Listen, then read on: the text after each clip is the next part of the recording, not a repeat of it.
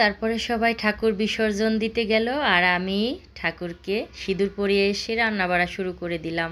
তো দশমীর রান্নাবাড়া তো একটু ভালো মন্দ করতেই হবে। তারপরে খাসির মাংস, ইলিশ মাছের পাতলা পাতলা ঝোল, টমেটো সিম আলু দিয়ে, আর রান্না করেছি পোলাও, মুরগির রোস্ট, রুই মাছ ভাজি, ডাল, ভাত।